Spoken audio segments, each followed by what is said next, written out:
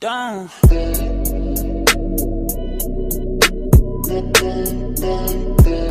The Canadian psychology professor is somebody people love or love to hate.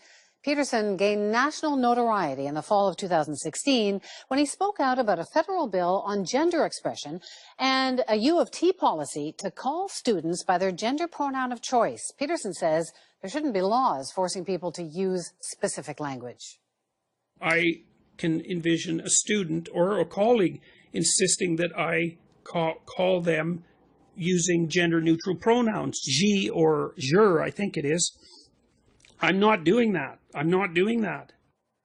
Peterson called it freedom of speech. Critics called it transphobia, and protests ensued.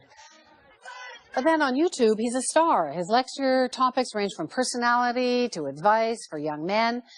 And the videos have scored more than 36 million views. He's huge on Twitter with 365,000 followers. And on the crowdfunding site Patreon, he hauls in $65,000 a month. Could be as much as $750,000 annually. Joining me is U of T professor Jordan Peterson. He's got a new book out called 12 Rules for Life, An Antidote to Chaos. So, Professor Peterson, you must be exhausted. You've been giving all these speeches and sold-out performances, and it's quite something. Are you... It's crazy. How do you explain what's going on? You're now called Canada's most powerful intellectual. How do I explain it? Yeah, what's behind this? What are the forces that have made you so popular? I tell archetypal stories. I think that's it. I mean, the sorts of things that I've been talking to people about are old things, and they're the things that people always need to know. And your messages really seemingly resonated with young men. Why is that? Well, because young men have been fed a diet of, on the one hand, let's say rights and impulsive freedom for 50 years, but rights aren't as useful with regards to establishing what's meaningful in your life as a responsibility. And so, because most of the things that people find deeply meaningful in their lives have to do with responsibility. You know, your responsibility of your career, the responsibility of your education, responsibility that you take on for your family and for your broader community. The world is so polarized now. You've got Donald Trump and social media and people screaming at each other on all kinds of different political issues. Are you part of that polarization? It's a good question. I don't think so. The reason I don't think so is because I've had hundreds of letters from people now, maybe even thousands of letters from people who've told me that they had become increasingly attracted, for example, by the blandishments of the radical right. But because they'd been listening to what I was saying online, they decided that that was a very bad idea. And I don't like right-wing identitarians. I think they play the same game as the radical leftists, which is identity politics. They just play a different version of it. But I'm no fan of the radical right. I've been lecturing about the dangers of Nazi totalitarianism, for example, for almost 3 decades. It's been a major part of my life's work to inoculate people against the attraction of that sort of thing. After you're speaking out against the federal bill, C-16, and gender pronouns and so on, the federal government cut your funding for research. Rebel Media came in and did a crowdfunding project for you, raised about $200,000. After Charlottesville and the riots, the protests there, many people cut ties with Rebel Media, including the conservative leader Andrew Scheer, saying that it could be seen as giving hate groups a platform. You still go on there, so I'm wondering, why do you go on Rebel Media after Charlottesville? You don't think we should talk to people on the right? So that's why?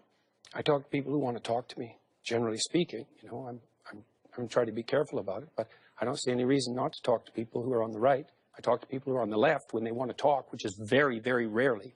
I've read a lot of what you've posted in the last year or so. In fact, you're very careful about saying, please be less radical. So then there's a real question there, is given that you've encountered the material I have, why do you think that all these accusations have been leveled at me? Well, I don't know. That's what I find so curious, because it's convenient. Because I also found this picture of you with behind the pet. Is that you? I mean, it's you. But, I mean, that's an actual photo of you. You did that. Yeah. So this is the Pepe flag. which I'm sure you know is seen by the left as a hate symbol, and Yeah, well, the left and sees all sorts of things as hate but symbols. it's used by the extreme right as a way of spreading messages. It's seen as an alt-right symbol. This is an alt-right hand symbol, and here you are. It's mostly used by young men who are poking and causing trouble on social media. That's mostly what it's used for. But you're supposed to be anti-chaos and anti-provocation. I'm just wondering why you would choose to be in this photo. Well, I've probably had my photo taken with 5,000 or 6,000 people in the last No, but year, this is with the Pepe flag. I understand. I mean, you know yeah. that this is now seen as a symbol for the alt. Well, I did a video online called "The Metaphysics of Pepe" with Jonathan Pajot, who's an Orthodox carver of icons. And if people are interested in my views on what's happening with this particular symbol and why it's occurring, then there's a 2-hour discussion about that. Richard Spencer wears a Pepe. He's a white supremacist. He wears the Pepe symbol. It's become adopted. I'm sure you know this by the far right. And here you are, holding up a flag like it's a joke. So I just wonder if it could be misinterpreted by people that you're trying to send a message that Pepe's cool and the alt-right's cool. I think it has been misinterpreted. I didn't know when it was happening. I mean, it's hard. I don't know what you mean exactly. There were a lot of people lined up. They were doing a lot of things. This was one of the things. It took about 30 seconds. I would also say it's the one thing, well, it's the one thing that has been photographed that the left in particular has been using against me for the last year. But it was just happenstance more than anything else. Do you know most of the people who are using this sort of symbol are using it in a deeply satirical way. Now, the fact that the far right has decided that it's a radical indicator of the validity of their particular view doesn't mean that that's what it is. So it's something that we haven't seen before. There's a lot of game playing going on online. Yeah, there is a lot of game playing, and there's a lot of sort of codes and dog whistles and so on all sides being sent. Here's another one. This is a tweet that you sent out, Keck Boys, which is kind of like another Pepe. It's something that's been adopted by the extreme right. Code Pepe. So you're using this to reach these people. Yeah, well, I can tell you about that. Yeah, well, because you want this. Sure. This is your course, right? So you want them it's a program. to take your course. I want them to plan their futures as responsible individuals. What does it say? Keck Boys, trapped in chaos, seek your fortune, right? Don't stay in the underworld. That's why I'm talking to them. I'm trying to call them forth as individuals out of the chaos that they're ensconced in. That's so what that's for.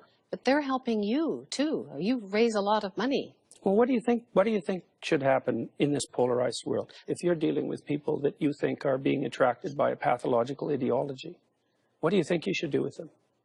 What I do is talk to them and say, look, why don't you make yourself into an individual and get the hell away from the ideology?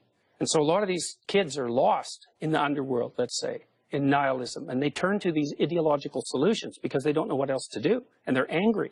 It's like, I have something better for them to do. Grow the hell up and sort yourself out as an individual. And so that's exactly why I made this particular tweet. And I get letters from people all the time who say, look, you know, I was moving towards the fringes, and I'm not doing that anymore. I see why it's wrong.